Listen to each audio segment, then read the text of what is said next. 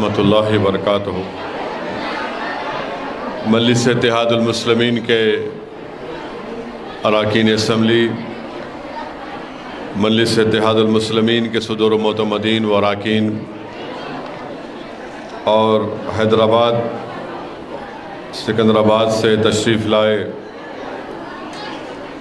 Government Urdu medium مدارس کے طلباء اور طالبات، اردو میڈیم مدارس کے اساتذہ، پرنسپل اور ہیڈ ماسٹر، مجلس اتحاد المسلمین کی جانب سے آج آل ان ون گائیڈ کا تقسیم ہوگا، ڈسٹریبیوشن ہوگا، اور قریب انشاءاللہ 8,000 گورنمنٹ کے اردو میڈیم مدارس کے طلباء اور طالبات میں یہ آل ان ون گائیڈ دیا جائے گا۔ نہ صرف حیدرآباد ضلع میں بلکہ تلنگانہ کے مختلف اضلاع اور شہر میں یہ تمام آل ان ون گائیڈ کا ڈسٹریبیوشن اور تقسیم عمل میں لائی جائے گی۔ جیسا کہ آپ لوگ جانتے ہیں کہ مرحوم قائد سالار ملت علیہ الرحمہ نے اپنی زندگی میں یہ ایک ایجوکیشن کٹ کی تقسیم کا اسکیم کا آغاز کیا تھا۔ اکتوبر 2005 میں مرحوم قائد کے ہاتھوں سے اسکیم کا آغاز کیا گیا اور آج الحمدللہ بڑی کامیابی کے ساتھ یہ اسکیم چل رہی ہے، اور مجلس ایجوکیشن ٹرسٹ کے تحت پچھلے 17 سال سے یہ کام انجام دیا جا رہا ہے۔ میں آپ کو بتانا ضروری سمجھتا ہوں کہ 2019 میں مجلس اتحاد المسلمین کی جانب سے، بلکہ پچھلے 18 سال میں مجلس اتحاد المسلمین کی جانب سے 1,70,400 طلباء اور طالبات میں ایجوکیشن کٹ دیا گیا، جس میں اسکول کا بیگ ہوتا ہے، لانگ بکس ہوتی ہیں، اور 6ٹھی اور 10ویں جماعت کے طلباء اور طالبات کو یہ دیا جاتا ہے، اور پھر گائیڈ کے سیٹس بھی دیے جاتے ہیں۔ SSC کے امتحان کی فیس مجلس اتحاد المسلمین دیتی ہے، اور پھر ایک ماڈل پیپر دیا جاتا ہے۔ تو اب تک 18 سال میں 1,70,400 طلباء اور طالبات کو ایجوکیشن کٹ دیا گیا۔ 38,000 کے قریب طلباء اور طالبات کی امتحان کی فیس دی گئی۔ SSC کے امتحان میں جو طلباء اور طالبات ٹاپ کرتے ہیں ان کو رقمی امداد دی جاتی ہے۔ اب تک 3,207 طلباء اور طالبات کو رقمی امداد یا کیش ایوارڈ دیا گیا، اور 18 سال میں 1,14,000 آل ان ون گائیڈ مجلس اتحاد المسلمین کی جانب سے طلباء اور طالبات کو دیا گیا ہے۔ اس سال سپٹمبر میں ایجوکیشن کٹ 14,000 طلباء اور طالبات کو دیا گیا، جس کی لاگت 63,50,500 روپیے اس میں صرف کیے گئے، اور نومبر 2023 اس سال میں قریب 1,460 طلباء اور طالبات کی SSC کی امتحان کی فیس دی گئی، جو قریب 1,80,375 روپئے اس میں دیے گئے۔ اور اب آج جو آل ان ون ڈسٹریبیوشن ہو رہا ہے 8,000 طلباء اور طالبات میں 24 لاکھ کی لاگت سے، یہ 8,000 آل ان ون ڈسٹریبیوشن پورے حیدرآباد اور تلنگانہ میں اس کو دیا جائے گا۔ مرحوم قائد نے اس کو شروع اس لیے کیا تھا سالار ملت نے کہ حکومت کے زیر انتظام یا حکومت کے ذریعے سے جو آل ان ون گائیڈ شروع کیا دینے کا ایجوکیشن کٹ دیا گیا، اس کا مقصد ایک ہی ہے کہ گورنمنٹ کے اردو میڈیم مدارس میں جو طلباء اور طالبات پڑھتے ہیں وہ غریب گھرانوں سے آتے ہیں، اور مرحوم قائد سالار ملت نے یہ محسوس کیا کہ مجلس کو ان گورنمنٹ کے اردو میڈیم مدارس میں پڑھنے والے طلباء اور طالبات کو ان کو اور مضبوط کرنا ہے تاکہ وہ اپنی تعلیم کو ترک نہ کر سکے، وہ اپنی تعلیم کو مکمل کر سکے، اور تعلیم کو مکمل کرنے کے بعد وہ انٹر کی تعلیم کو حاصل کریں، پھر ہائر ایجوکیشن میں جائیں، پروفیشنل کورسز میں وہ داخلہ ان کو ممکن ہو سکے۔ اسی لیے مجلس نے اور مرحوم قائد سالار ملت علیہ الرحمہ نے پچھلے 18 سال سے یہ اسکیم کو مجلس بڑی کامیابی سے چلا رہی ہے، اور ماہ ربیع الاول میں مجلس اتحاد المسلمین سال میں ایک مرتبہ عوام سے چندہ لیتی ہے، صاحب خیر حضرات سے، اور اس کو پیسوں کو ٹرسٹ میں جمع کرنے کے بعد جلسہ رحمت العالمین صلی اللہ علیہ وسلم اور نعتیہ مشاعرے کے اخراجات کے بعد جو پیسے بچتے ہیں انہی سے الحمدللہ یہ ایجوکیشن کٹ کا کام پچھلے 18 سال سے مجلس اتحاد المسلمین کامیابی سے انجام دے رہی ہے۔ آپ تمام جانتے ہیں کہ ہمارے وطن عزیز بھارت میں مسلمانوں کو اگر کوئی چیز نیچے لے کر جاتی ہے تو وہ یہ ہے کہ پہلے حکومت کی طرف سے ان کی طرف سے جو نفرت کے مظاہرے کیے جاتے ہیں، جس کی بنیاد پر مسلمانوں کو انصاف نہیں ملتا، اور دوسرا یہ ہے کہ ہم تعلیم کے میدان میں بہت پیچھے ہیں، غریبی ہے، اور جس کی بنیاد پر ایک مسلمان اپنی اولاد کو تعلیم کے زیور سے آراستہ کرنا اس کے لیے بڑا مشکل ہوتا ہے۔ تو مجلس اتحاد المسلمین نے بلکہ مرحوم قائد سالار ملت علیہ الرحمہ نے 1984 میں جب مجلس اتحاد المسلمین کے پاس 5 MLA تھے، اس وقت این ٹی راما راؤ کی حکومت گر گئی، انہی کی پارٹی اس کے داخلی انتشار کی وجہ سے ناڈیلا بھاسکر راؤ چیف منسٹر بنے، اور ناڈیلا بھاسکر راؤ نے سالار ملت کے پاس آ کر کہا کہ آپ کے 5 MLA مجلس کے اگر ملتے ہیں تو میں چیف منسٹر برقرار رہ سکتا ہوں۔ مرحوم قائد سالار ملت نے کہا کہ ہم تائید کرنے کے لیے تیار ہیں، بشرطے کہ آپ اس وقت کے آندھرا پردیش کی ریاست کے مسلمانوں کے لیے آپ ہم کو میڈیکل اور انجینئرنگ کالج کھولنے کی اجازت دی جائے۔ تو ناڈیلا بھاسکر راؤ نے سالار ملت سے کہا تھا کہ اویسی صاحب، آپ کو میں بہت کچھ دے سکتا ہوں، آپ صرف ایک کاغذ کا ٹکڑا مانگ رہے ہیں۔ تو سالار نے کہا کہ میں بہت کچھ لے سکتا ہوں، مگر میں اپنی ذات کے لیے یا اپنے پارٹی کے MLAs کی ذات کے لیے نہیں پوچھ رہا ہوں، میں تم سے کاغذ کا ٹکڑا اس لیے مانگ رہا ہوں تاکہ میں ان غریب مسلمانوں میں جو بچے اور بچیاں آج غریبی کی وجہ سے تعلیم کو چھوڑ رہے ہیں، سالار نے کہا کہ میرا خواب یہ ہے کہ اللہ نے جو مجلس کو مقام دیا، میں یہ چاہتا ہوں کہ غریب مسلمانوں کے بیٹے اور بیٹیاں ڈاکٹر انجینئر بن کر نکلیں، کیونکہ مجلس کو عوام نے ایک سیاسی طاقت دیا، اپنی اتحاد اور اپنی سیاسی شعور کی بنیاد پر انہوں نے اپنے مرکز سیاسی کو مضبوط کیا۔ تو سالار نے ناڈیلا بھاسکر راؤ سے ہندوستان کی دستور آئین کی دفعہ 30 کے تحت پرمیشن حاصل کیا، اور 1984 میں مرحوم قائد نے مجلس اتحاد المسلمین نے دکن کے مسلمانوں کے لیے ایک میڈیکل انجینئرنگ کالج کو شروع کیا۔ میں یہ بات اس لیے کہہ رہا ہوں کیونکہ آج یہاں پر جو طلباء اور طالبات ہیں، ان کے ذمہ دار یہاں پر ہیں، میں ان کو بھی بتانا چاہ رہا ہوں، اور اقتدار کی کرسیوں پر بیٹھنے والے لوگوں کو بھی بتانا چاہ رہا ہوں جنہوں نے اقتدار کی کرسی پر بیٹھ کر یہ کہا کہ وہ مجلس کی تاریخ کو جانتے ہیں کہ ناڈلا بھاسکر راؤ کے زمانے میں کیا ہوا تھا۔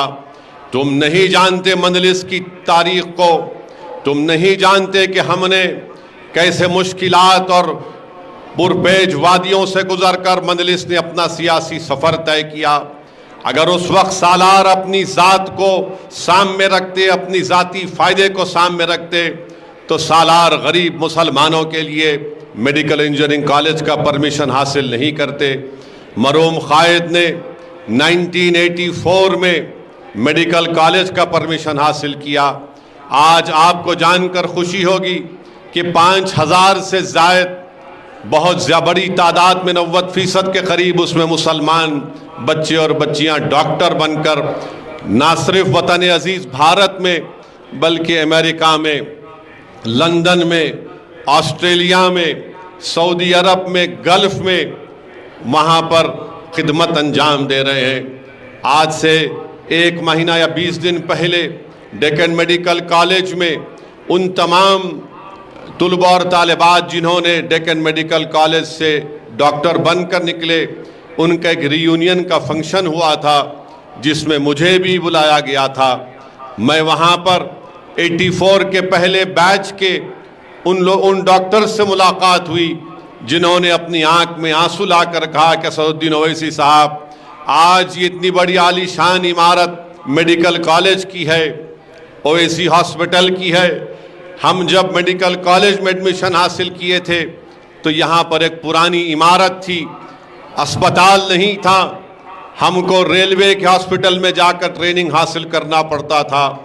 ایک وقت ایسا بھی آیا کہ حکومت نے، چاہے وہ کانگریس کی ہو یا تیلگو دیسم کی حکومت رہی ہو، انہوں نے ڈیکن میڈیکل کالج کے پرمیشن کو کینسل کر دیا۔ حکومت نے یہ فیصلہ لے لیا تھا کہ جو 50 مسلم طلباء اور طالبات کو 84 کے بیچ میں ایڈمیشن ملا تھا، ان کو حکومت نے کہا کہ ہم ان کو گورنمنٹ کے میڈیکل کالج میں ان کو ابزارب کر لیں گے۔ سالار وہاں پر گئے، یہ میں نہیں کہہ رہا ہوں، اس محترمہ کے الفاظ ہیں جنہوں نے کہا کہ سالار ہمارے پاس آ کر ہم سے کہا کہ بیٹا مجھے چند دن کی مہلت دو، میں کورٹ سے فیصلہ لے کر آؤں گا اور تمہاری تعلیم اسی میڈیکل کالج میں ہم مکمل کروائیں گے۔ اور سالار ملت نے عدالت کو گئے، عدالت سے سالار ملت کو انصاف ملا، اور پھر وہ جو خواب مرحوم قائد سالار ملت نے دیکھا تھا کہ سرزمین دکن اور حیدرآباد پر بسنے والے غریب مسلمانوں کے بچے اور بچیاں ڈاکٹر بنیں گے، آج آپ دیکھتے ہیں کہ ہم 2024 میں آ چکے ہیں۔ میرے بھائی، میرے عزیز دوستوں اور بزرگوں، یہ مجلس اتحاد المسلمین کی قیادت تھی جنہوں نے اپنی ذات یا اپنے فائدے کو ترجیح نہیں دیا۔ مرحوم قائد نے غریب مسلمانوں کے لیے میڈیکل کالج کو قیام میں لایا۔ آج وہ پہلے بیچ کے ڈاکٹرز کہہ رہے ہیں کہ ہم نے کیسے مشکلات میں سفر طے کیا۔ میں اس وقت ملا، وہاں پر آسٹریلیا سے ڈاکٹرز آئے ہوئے تھے، انہوں نے کہا کہ اسد صاحب ہم 84 کے بیچ کے ہیں، آسٹریلیا سڈنی میں ہیں، اور پھر سعودی عرب کے ڈاکٹرز ہیں جو سعودی عرب میں رہتے ہیں، مجھے آ کر کہا کہ ہم سعودی عرب میں جتنے ڈیکن میڈیکل کالج کے ڈاکٹرز ہیں، ہم بیٹھ کر پچھلے 3-4 سال میں ہم نے میڈیکل کالج کے کیٹیگری اے میں جو میرٹ پر ایڈمیشن ملتا ہے، ایسے 90 غریب مسلمانوں کے بچے اور بچیوں کو ہم نے ان کی فیس کا انتظام کیا۔ میرے بھائی، نارتھ امریکہ میں ڈیکن میڈیکل کالج سے ڈاکٹر بننے والوں نے اپنی ایک وہاں پر دانا ایسوسی ایشن بنائی، امریکہ کی شہریت ان کو حاصل ہوئی۔ وہ ڈاکٹرز مجھے آ کر بتائے کہ اسد صاحب ہم نے سالار کے اس قائم شدہ میڈیکل کالج سے ہم نے MBBS کیا، امریکہ گئے، امریکہ میں ہم نے بڑی محنت جستجو کی، ہم نے وہاں پر کامیابیاں حاصل کی، امریکہ کی ملک کی سٹیزنشپ ہم نے حاصل کی، اور انہوں نے نہ صرف وطن عزیز بلکہ انہوں نے مجھے کہا کہ بنگلہ دیش میں ڈھاکہ میں ایک کاکس بازار علاقہ ہے جہاں پر قریب 5-6 لاکھ روہنگیا ریفیوجیز ہیں۔ انہوں نے کہا کہ ہم ڈیکن میڈیکل کالج کے جتنے ڈاکٹرز ہیں، ہم کاکس بازار میں جا کر وہاں پر روہنگیا ریفیوجیز کی خدمت کیے۔ انہوں نے بتایا کہ اس دنیا میں جہاں کہیں بھی سول وار ہوتی ہے، گڑبڑ ہوتی ہے، ہم لوگ وہاں پر چند دن کے لیے جاتے ہیں، وہاں پر جا کر ہم ان غریبوں کی خدمت کرتے ہیں۔ انہوں نے مجھے بتایا کہ ہم اسرائیل کو جاتے ہیں، ویسٹ بینک اور غازہ میں جب یہ گڑبڑ سے پہلے ہم ڈاکٹرز کو لے کر جاتے ہیں اور وہاں جو چھوٹے بچوں کے دل میں جو تکلیف ہوتی ہے ان کا آپریشن کرتے ہیں۔ آپ بتائیے، ایک چراغ سالار ملت نے روشن کیا، آج اس کی روشنی ساری دنیا میں مہک رہی ہے، چمک رہی ہے۔ یہ میں بتانا چاہ رہا ہوں، مجلس کے مخالفین کے پاس دکھانے کو کچھ نہیں ہے سوائے گالی دینا، جھوٹا الزام لگانا، اتحاد کو انتشار میں تبدیل کرنا، محبتوں کو ختم کرنا، نفرتوں کو عام کرنا، دشمنی کو پھیلانا، تاکہ ان فرقہ پرست طاقتوں کو غلبہ حاصل ہو جائے ہمارے گھروں پر، ہمارے علاقوں میں، ہمارے محلوں میں۔ صرف چند 2 منٹ کا ویڈیو بنانا اور گالی دینا، ارے تم اور تمہارے باپ نے کیا کیا بتاؤ؟ تم جس کی آج چاپلوسی کرتے ہو بتاؤ تم نے کیا کیا؟ تم ایک کلینک نہیں چلا سکتے، تم ایک اسپتال نہیں چلا سکتے، تم ایک سکول نہیں چلا سکتے، تم گورنمنٹ کے سکولوں میں 18 سال سے مجلس اتحاد المسلمین نے جو خدمت انجام دی تم وہ کام نہیں کر سکتے۔ ارے پرجا پالنا کا پروگرام ہوا، ایک ان کا آدمی نظر نہیں آیا، ایک ایک کاؤنٹر کے پاس مجلس کے اراکین بیٹھے ہوئے تھے۔ میں ان تمام اراکین کو سلام کرتا ہوں جو حیدرآباد پارلیمانی علاقے کے پرجا پالنا کے علاقے میں بیٹھے ہوئے تھے اور وہاں پر عوام کی خدمت کیے۔ ایک ایک اسمبلی حلقے سے 40-45 ہزار درخواستوں کے ہیلپ ڈیسک مجلس نے بنایا۔ میں ہمارے اراکین کو، صدر و معتمدین کو، اسمبلی اراکین اسمبلی کو سلام کرتا ہوں اور ان کو بھی بتا رہا ہوں کہ اپنے اس جذبے کو برقرار رکھیے۔ یہی خدمت کا جذبہ مجلس کو یہاں تک لے کر آیا، یہی عوام اور غریب مسلمانوں کی اور دلتوں کی خدمت ہم کرتے رہیں گے تو مستقبل میں بھی انشاءاللہ تعالی ہم کو اور کامیابی حاصل ہوں گی۔ تو ناڈلہ بھاسکر راؤ کی تاریخ جو اعلان کر رہے ہیں بیٹھ کر کے، ہم ناڈلہ بھاسکر راؤ سے تاریخ کو جانتے۔ پیارے، تمہاری تاریخ بہت کمزور ہے۔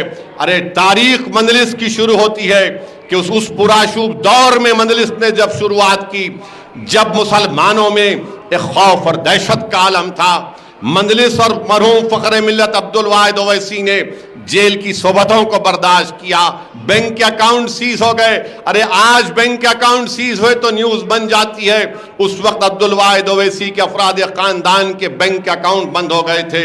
11 مہینے کی جیل برداشت کی۔ دارالسلام جو آج آپ بیٹھ کر یہاں پر ہم ان 8000 آل ان ون گائیڈ کو بانٹ رہے ہیں، کیا یہ دارالسلام مجلس کے پاس تھا؟ نہیں تھا مجلس کے پاس۔ یہ منافقین جو بی جے پی کے اشاروں پر کٹ پتلی کی طرح ناچ رہی ہیں، چھوٹی بی جے پی کے دربار کے تبلچی ہیں۔ ارے بتاؤ، دارالسلام کا مقدمہ عبدالواحد اویسی نے 11 سال اس مقدمے کو لڑا۔ کس کے لیے لڑا؟ اپنی ذات کے لیے لڑا، اپنی خاندان کے لیے لڑا نہیں۔ مجلس نے مقدمہ جیتا تو عبدالواحد اویسی علیہ الرحمہ نے حکومت سے ان کے ناجائز قبضے کا کرایہ حاصل کیا۔ کرایہ حاصل کر کے سام میں ملگیاں مجلس نے بنوائی اور اس کے بعد عبدالواحد اویسی اس دنیا سے چلے گئے۔ ان کا خواب تھا کہ میں کچھ کروں مسلمانوں کے لیے تعلیم کے میدان میں۔ وینگل راؤ چیف منسٹر تھے، سالار نے پرمیشن لیا اور یہاں پر اس وسیع گراؤنڈ میں ایک ITI سالار نے شروع کیا تھا۔ ITI سے مجلس کا سفر شروع ہوا۔ مجلس کا سفر صرف ناڈلہ بھاسکر راؤ سے نہیں شروع ہوا پیارے، مجلس نے نیلم سنجیوا ریڈی سے دیکھ کر کئی چیف منسٹر کو دیکھا اور مستقبل میں بھی انشاءاللہ ہم دیکھیں گے۔ یہ مجلس کا کام ہے۔ لوگ بولتے ہیں مجلس کے لوگ تقریر کرتے ہیں، ارے تقریر کرنا بھی بچوں کا کھیل نہیں ہے، تقریر کرنا بھی ایک فن ہے، ایک نعمت ہے اللہ کی طرف سے۔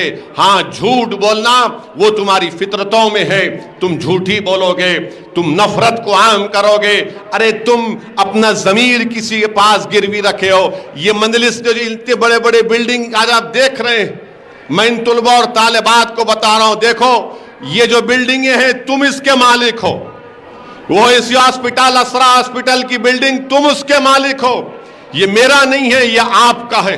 یہ قوم کی امانت ہے. میں مر جاؤں گا, ہم تمام مر جائیں گے, مگر یہ تمہاری ذمہ داری ہے کہ تم اداروں کو زندہ رکھنا, تم دارالسلام کو صبح قیامت تک آباد رہنا. ارے میں اس دنیا میں آیا ہوں تو میں ضرور جاؤں گا اس دنیا سے, میں اس زمین میں جاؤں گا, اور انشاءاللہ تعالی اللہ دوبارہ ہم کو اٹھائے گا. جب قیامت کا اعلان ہوگا تو ہم تمام اپنی قبروں سے اٹھیں گے, اور ہر کوئی اپنے اپنے اعمال کا جواب دے گا. اگر کوئی رائے برابر نیکی کرے گا تو اللہ اس کا صلہ دے گا, اگر کوئی رائے برابر گناہ کرے گا تو اس کا جواب دینا پڑے گا. یہ میرا ایمان ہے, یہ میرا ماننا ہے. مگر یہ عمارتیں, یہ دارالسلام, یہ تمام چیزیں کب آباد رہیں گی؟ کیا جذباتی تقاریر سے آباد رہیں گی؟ نہیں, آپ کے اتحاد سے آباد رہیں گی, آپ کے سیاسی شعور سے آباد رہیں گی, آپ کے متحدہ ووٹ کے استعمال سے آباد رہیں گی. اسی لیے میری آپ سے گزارش ہے کہ آج میں ان طلباء اور طالبات کو راست آپ سے مخاطب ہو کر آپ سے کہہ رہا ہوں, خوب پڑھو. خاص طور سے میری ان بیٹیوں سے کہہ رہا ہوں کہ تم اگر پڑھو گے تو تمہارے ایک کے پڑھنے سے نہ صرف آپ کے گھر میں ایک چراغ روشن ہوگا علم کا, بلکہ اگر کوئی ہماری بیٹی تعلیم یافتہ ہو جائے گی تو کل وہ کسی کی بیوی بنے گی انشاءاللہ تعالی, ایک نیک آدمی کی. کل وہ کی ماں بنے گی انشاءاللہ تعالی, اور جب وہ ماں تم بنو گے تو تم اپنی اولاد کو علم کے زیور سے آراستہ کرو گے, تم ان کو علم کی اہمیت کو سمجھاؤ گے. تو اس ملک میں, ہمارے وطن عزیز میں مسلمانوں کو اگر انصاف چاہیے, مسلمانوں کو یہ ناانصافی کا خاتمہ اگر آپ چاہتے ہیں, مسلمان اگر چاہتا ہے کہ اس کی عبادت گاہوں کی حفاظت ہو, مسلمان یہ چاہتا ہے کہ اس سے ہم حکومتوں سے اپنی بات کو منوا سکیں, تو یاد رکھو آپ کو تعلیم یافتہ ہونا پڑے گا, آپ کو اپنی سیاسی طاقت کو مضبوط کرنا پڑے گا, اپنی مجلس کو مضبوط کرنا پڑے گا. تو یہ تمام چیزیں آپ اپنے ذہن میں رکھیے, اور انشاءاللہ تعالی یہ آج مجلس اتحاد المسلمین کی جانب سے جو آل ان ون ڈسٹریبیوشن کیا جا رہا 8000 پورے تلنگانہ میں, میں امید کرتا ہوں کہ یہ آپ تمام کے لیے فائدہ مند ثابت ہوگا. میں امید کرتا ہوں کہ آپ تمام لوگ انشاءاللہ تعالی SSC میں اعلیٰ نمبرات اور درجات کے ساتھ کامیابی حاصل کریں گے. میں امید کرتا ہوں کہ ہماری بچیوں کے والدین خدا کے لیے ان کو پڑھاؤ. یقیناً میں بھی ایک باپ ہوں, اللہ نے مجھے بھی بیٹیاں دی ہیں, میرے پر بھی ذمہ داری ہے کہ میں ان کو تعلیم یافتہ بناؤ اور پھر ان کو اچھے اور نیک گھرانے میں شادی کراؤں. مگر اپنی بیٹیوں کو پڑھاؤ. یاد رکھو جو اپنی بیٹیوں کو جتنا زیادہ آپ پڑھائیں گے اتنا زیادہ آپ کا اور ان بچیوں کا مستقبل اچھا ہوگا. اگر آپ یہ سمجھیں گے کہ نہیں اب جلدی سے جلدی ان کی شادی کر دینے کا ہے, ارے اگر کوئی بچی پڑھنے کے لیے تیار ہے تو خدا کے لیے پڑھاؤ. اگر تم نہیں پڑھا سکتے تو آؤ میرے پاس, بات کرو مجھ سے, بتاؤ, انشاءاللہ تعالی مجھ سے اور مجلس سے جو ہو سکے گا ہم پورا کریں گے. ہمارا مقصد ایک ہی ہے کہ مسلمان کہ غریب بچے اور بچیاں تعلیم کے زیور سے آراستہ ہوں. خاص طور سے ہماری بیٹیاں خوب پڑھیں. میں بتا رہا ہوں میری بیٹیوں, یاد رکھو اگر تم پڑھنے کے لیے تیار ہو تو اللہ تمہاری مدد کرنے کے لیے ہمیشہ تیار تھا, اللہ مدد کرے گا. میں بتا رہا ہوں مسلم بچے اور بچیوں کو کہ آپ خواب دیکھنا شروع کرو, اونچے خواب دیکھو خواب یہ دیکھو کہ تم سب سے اعلیٰ تعلیم یافتہ ہوگے. جب تم تعلیم یافتہ ہوگے تو دین تم کو سمجھ میں آئے گا. جب دین سمجھ میں آئے گا تو تم دین پر عمل کر سکو گے, اچھے اور برے کی تمیز پیدا ہوگی. ارے دین اسلام میں توحید کو سمجھنا بہت ضروری ہے. کہ جاہل توحید کو سمجھ پائے گا؟ نہیں سمجھے گا. پڑھے لکھے لوگ ہی توحید کے پیغام کو سمجھیں گے. قرآن کا میسیج کیا ہے اس کو کون سمجھے گا؟ تعلیم یافتہ سمجھے گا. رسول اللہ صلی اللہ علیہ وسلم کی سنت کو کون سمجھے گا؟ اگر آپ علم حاصل کریں گے, علماؤں کی محفل میں بیٹھیں گے, تو یہ سب چیزیں ہم ان پر کامیابی حاصل کر سکتے ہیں. بہرحال مقصد ایک ہی ہے کہ آپ طاقتور بنیں, آپ کامیاب ہوں دین اور دنیا میں, تاکہ آپ ہمارا مستقبل ہے. اور جب آپ مستقبل آپ کا ہوگا تو ہماری ذمہ داری ہے کہ آپ کو علم کے زیور سے آراستہ کریں, آپ کو طاقتور بنائیں. اور مجلس کے جتنے بھی مخالفین ہیں یہ صرف اور صرف گالی دینا جانتے ہیں, تعمیر کا کام ان سے نہیں ہو سکتا. ہاں, چندے کرنا, غریبوں کو لوٹنا, باہر سے پیسہ منگوانا اور اس کے بعد شوبازی کرنا. مجلس کے جو ادارے ہیں کروڑوں اربوں روپے کے ادارے ہیں, یہ آپ کی اتحاد کی نشانی ہے. اپنے اتحاد کو مضبوط رکھیے. بہت بہت شکریہ.